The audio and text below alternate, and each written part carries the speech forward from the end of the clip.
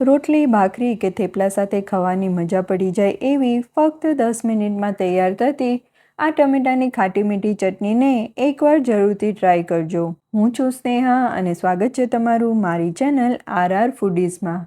Recipe ગમે તો વિડીયોને લાઇક કરજો અને વધુમાં વધુ શેર કરજો. અને જો મારી રેસીપીઓ ગમતી હોય અને ચેનલને હજુ સુધી સબસ્ક્રાઈબ ના કરી હોય તો જરૂરથી કરી લેજો.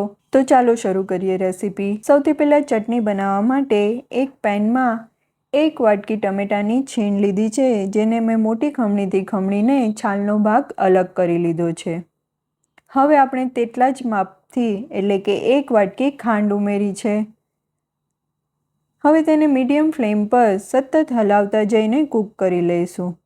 તો આ મિશ્રણને 4 થી 5 મિનિટ સુધી કૂક કર્યા પછી જોઈએ તો ટમેટાનું પાણી અને ખાંડ બંને સરખા મિક્સ થઈને આ રીતના મધ જેવું ચીકાશ પડતું મિશ્રણ રેડી છે. તો આ ચટણી માટે પરફેક્ટ છે. હવે તેમાં આપણે સ્વાદ પ્રમાણે મીઠું, 1 ચમચી કાશ્મીરી લાલ મરચું પાવડર અને 1 ચમચી અથાણાનો મેથીયો મસાલો ઉમેરી બધું બરાબર મિક્સ કરી 1 થી 2 મિનિટ માટે ચડવા દઈશું.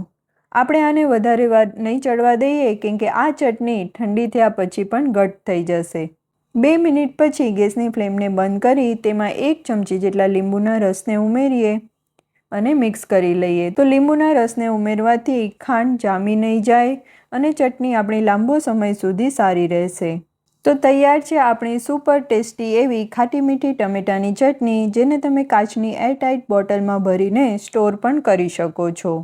તો આ ચટણીને ઘરે ચોક્કસથી બનાવજો અને મને કમેન્ટમાં જણાવજો કે તમને આ રેસીપી કેવી લાગી. ફરી એકવાર યાદ અપાવી દઉં, જો વિડીયો ગમ્યો હોય તો લાઇક કરજો, શેર કરજો અને ચેનલને સબસ્ક્રાઈબ કરવાનું ભૂલતા નહીં. ફરી મળીએ આવી જ નવી ટેસ્ટી રેસીપી સાથે.